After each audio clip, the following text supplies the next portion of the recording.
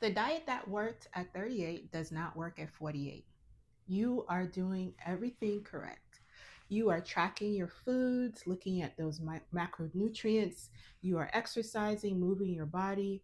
You are not eating in the middle of the night, and the scale will not move. Or worse, you step on it one morning and you're up 4 or 5 pounds from yesterday. Nice. Your rings don't fit anymore. Your face is puffy. Your clothes feel different in a way you cannot really explain. So, unfortunately, this is a common complaint that women who present to me have, and it's even a complaint that I have being someone in midlife. And so, this is what we're going to talk about today. So, these are the things you have been told: eat less, move more. You have been told it's hormones, but nobody has really checked them or knows how to check them appropriately. You have been told your labs are normal. That's familiar. What if the labs that would explain it were never run? I'm Stasha-Gae Roberts, nurse practitioner, U.S. Army veteran, BHRT certified, and the founder of Compassion Primary Care. You are not lazy, you are not imagining this, and you do not have to prove that you are struggling to be heard here. So, today I'm going to walk you through 5 hormones that actually drive midlife weight gain and why most primary care visits unfortunately miss them and what a complete evaluation actually looks like. So, here's what we are covering: estrogen, progesterone, thyroid, cortisol, and insulin. So, all 5 matter, and most women have never had all 5 evaluated. And in the women I see, the answer is almost never just one hormone. It is the way they interact with each other. Before I get into each hormone, I want to tell you what normal weight gain actually looks like, because the pattern is specific enough that women describe it the same way. The diet that worked when they were in their 30s does not work now that they're in their mid 40s. The pounds settle in your abdomen, in your buttocks, in your thighs and hips in a way they never used to. The scale actually moves up by 4 or 5 pounds overnight and can take weeks to months to actually come down. Bloating is constant. You feel inflamed even when you are eating well. Many women describe a sense that the body has become almost unrecognizable. The shape is different. The way clothes fit is different. The way the body responds to food and exercise is different. And none of this is a willpower problem. The chemistry underneath has changed, and the strategies that worked when the chemistry was younger no longer really match now that we're getting older. So let me start with estrogen and progesterone, because for most midlife women, these are where the picture begins. Estrogen does several things that affect weight directly. It actually affects insulin sensitivity, it affects where the body stores fat, it also affects inflammation. And so when estrogen fluctuates unpredictably the way it does in perimenopause, the body becomes more insulin resistant. So fat redistributes from hips and thighs to the abdomen. Inflammation also increases. A 2022 review in Climacteric documented exactly this pattern. Declining and fluctuating estrogen contributes to visceral fat accumulation and also metabolic changes that drive midlife weight gain. Now, progesterone. Progesterone begins to decline around the age of 35, not 45, and not 50, 35. Many women begin to feel this loss in their late 30s, years before any clinician even considers a hormonal explanation, if they even consider one. Progesterone has a calming diuretic effect. As it declines, fluid retention actually goes up, sleep unfortunately gets worse, and anxiety can rise. And sleep loss alone has a measurable effect on appetite, regulating hormones, which compounds weight gain. So by the time you are 45 or 48, you are not just dealing with current hormonal shift, you're actually dealing with maybe a decade of progesterone decline that nobody named for you. So I do see ladies in their mid 30s to late 30s And when I check their progesterone levels, they are on the lower end. And usually, what prompts me to change that is what brought them to me. They are seeing an issue with sleeping. All of a sudden, they cannot sleep. Maybe they're having issues with their weight and their mood. And this is something that can be easily checked, but unfortunately often missed. So now thyroid, right? Everybody loves to talk about thyroid. So your thyroid runs your body's metabolic rate. And when thyroid function is suboptimal, even subtly, weight gain becomes much harder to reverse with just diet and exercise alone. So here is the problem. Most primary care offices only check TSH, thyroid stimulating hormone, and that is not enough. A complete thyroid evaluation includes TSH as well as free T3, free T4, reverse T3, and thyroid antibodies, both TPO and TG. Many midlife women have a TSH that sits inside the normal range but is functionally too high, or they have a very low T3, or their reverse T3 is actually elevated.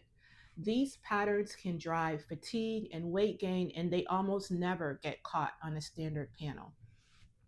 A 2023 review in Endocrine Reviews documented how subclinical thyroid dysfunction quickly presents as weight gain, fatigue, and cognitive symptoms in women, often with TSH values inside the standard range, the standard reference range.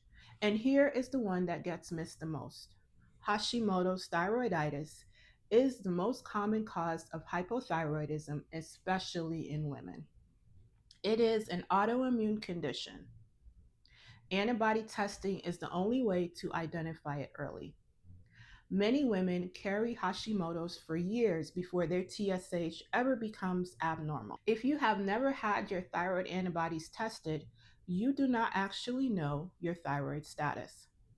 You only know your TSH, and that is not the same thing. Now let's talk about cortisol and insulin. I'm going to talk about these two together because they actually drive each other. Cortisol is known as your body's stress hormone. It gets a good or a bad rap, but it's important. However, when cortisol stays elevated through chronic stress, poor sleep, or unaddressed inflammation, it drives insulin resistance and abdominal fat storage. You have heard women describe a wired but tired feeling, and that is a clinical signature of dysregulated cortisol. Insulin is the hormone that decides whether your body burns fat or stores it. When insulin is chronically elevated, the body's default mode is to store it. Weight loss becomes mechanically harder, even at the same calorie intake or even reduced calorie intake. You can rewind that and listen to that again. So you can eat the right amount of food and still gain weight if your cortisol and insulin signaling is off.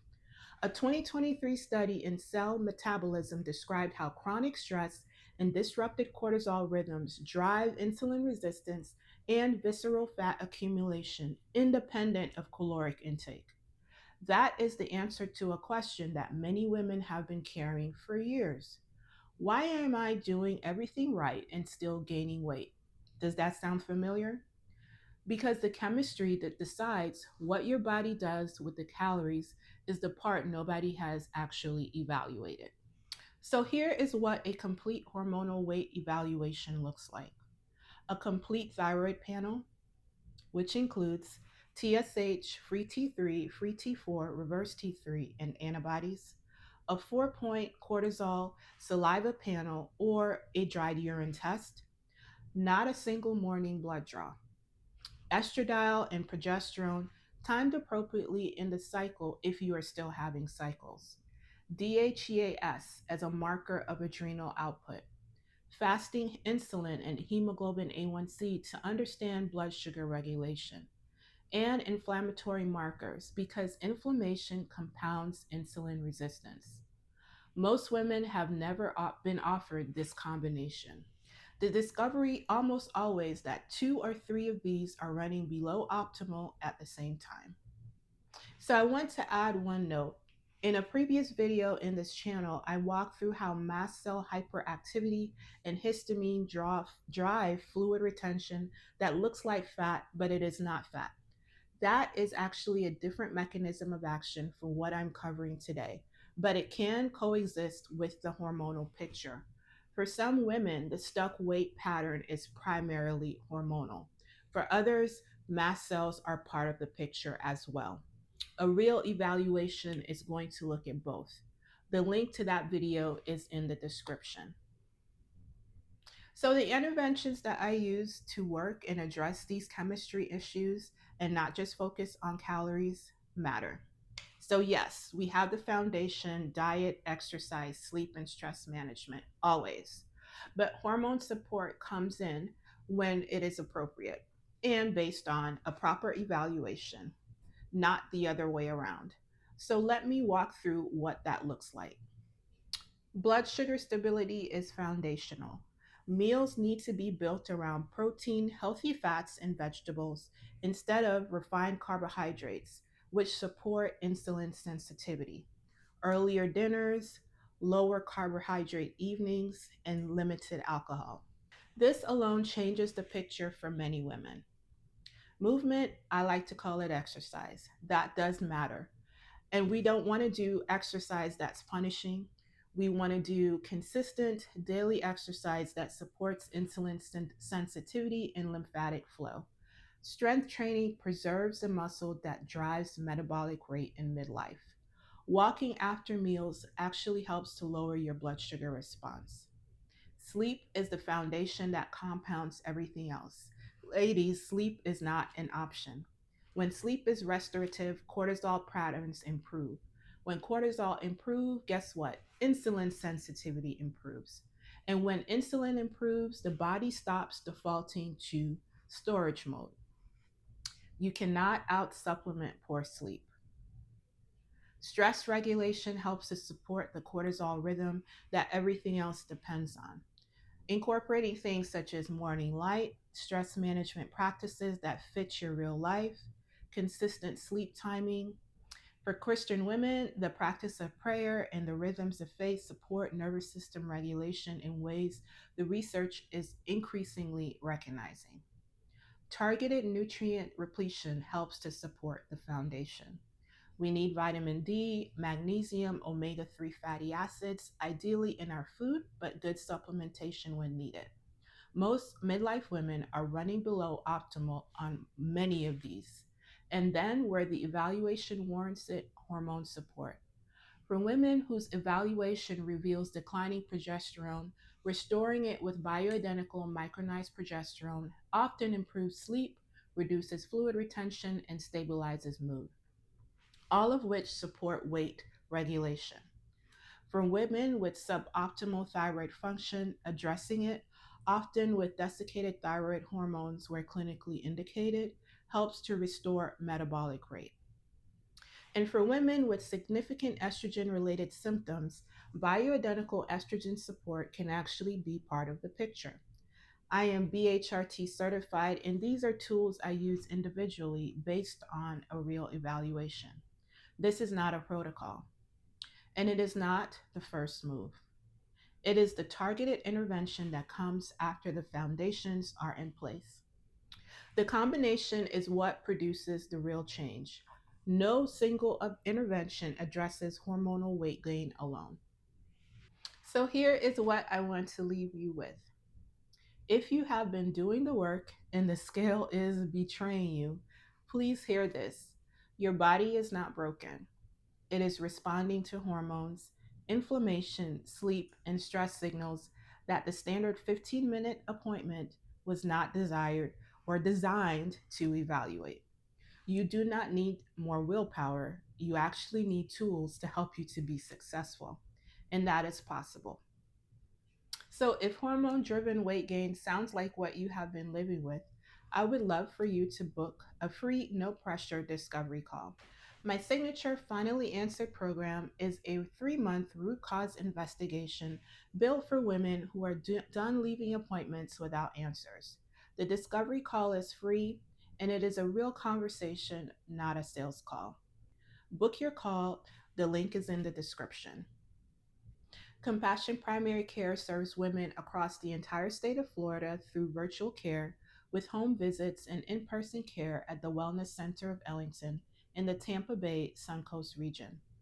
So, this is not your 20s, but this is not your new normal either. And you do not have to prove you are struggling to be taken seriously here. I'm Stasha-Gae Roberts. Thank you for trusting me with your time today. Please share with a woman you know needs this, and I look forward to assisting you in nursing your journey to lasting wellness. Bye bye.